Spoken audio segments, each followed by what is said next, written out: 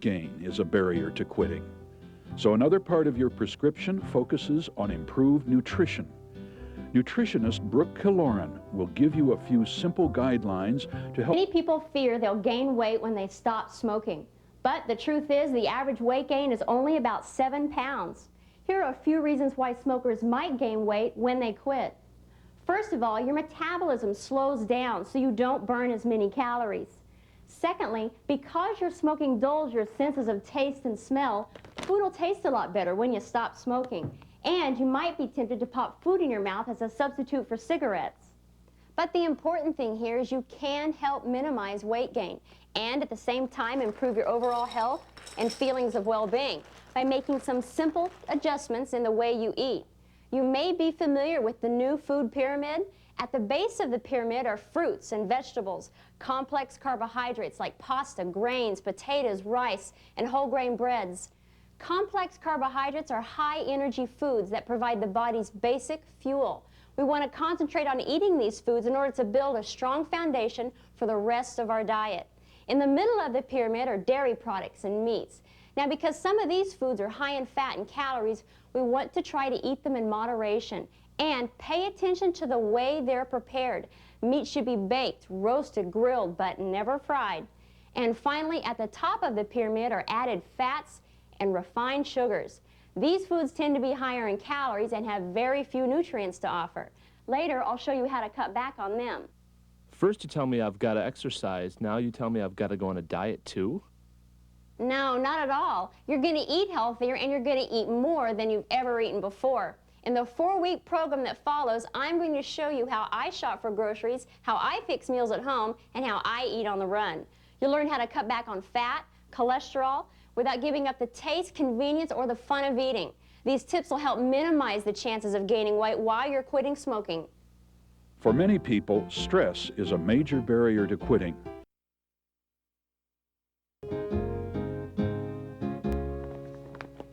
By eating sensibly, you can help alleviate your fears of gaining weight and at the same time work towards an overall feeling of wellness.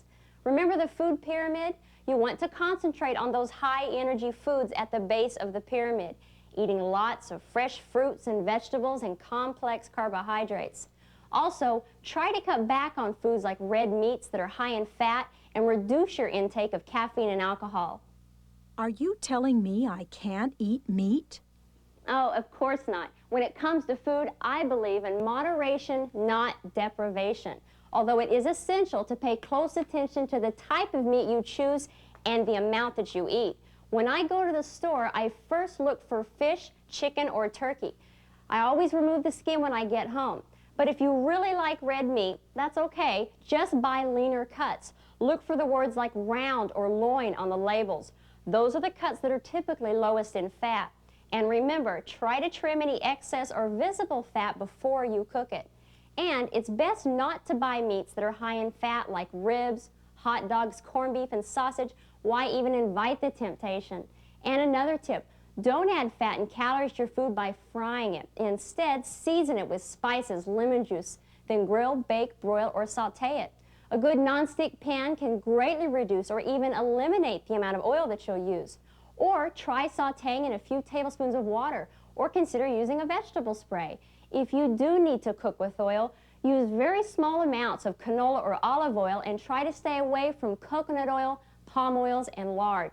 By following these simple tips, you really can cut out a lot of fat without feeling deprived or having to make major changes in your diet.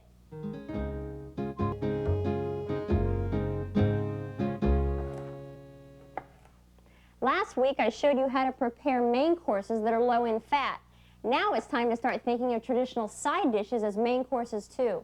For example, rice, pastas, beans, and potatoes are the foundation of the food pyramid, and they can also be the foundation of a healthy meal. For dinner, try eating a red potato stuffed full of fresh vegetables and top it with a non-fat salad dressing, or pasta with store-bought or homemade tomato sauce. They're both good and they're both low in fat. Now read labels and make sure you're not buying something that's high in fat and salt. Don't be misled by the bold print. Turn the product over and read the fine print for yourself. For breakfast, avoid foods like donuts and croissants and biscuits, and eat English muffins or bagels instead. Of course, it's only obvious that you defeat the purpose if you pile them up with butter or a thick layer of cream cheese. Natural fruit spreads are much better. Hot and cold cereals are also good choices for breakfast, but read the labels to make sure you're getting the most nutrition for your dollar by choosing a cereal that's high in fiber and low in fat. And finally, when you want a snack, rather than filling up on high-fat cookies, potato chips, or candy, try eating fresh fruits or vegetables. Plain popcorn, pretzels, or graham crackers, even vanilla wafers make a great low-fat snack. By following these tips, you won't feel cheated, but you will feel better.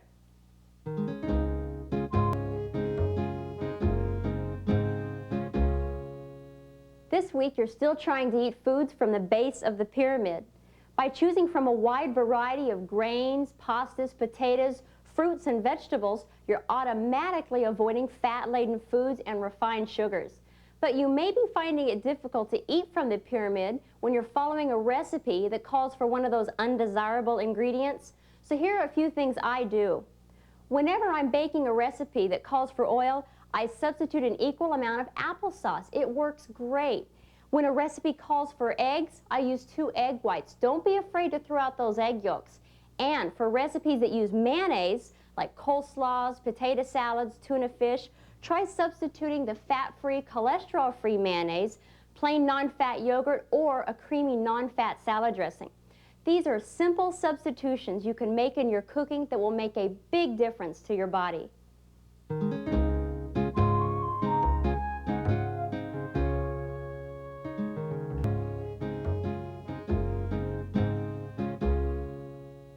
For the last 3 weeks, you've been trying to concentrate on eating according to the food pyramid. The longer you do it, the easier it is. And you don't have to abandon healthy eating whenever you leave your house. You can take it anywhere. In full-service restaurants, order a la carte instead of getting a meal that comes with fatty side dishes and desserts. Ask for sauces and salad dressings on the side. And don't be afraid to ask for substitutions.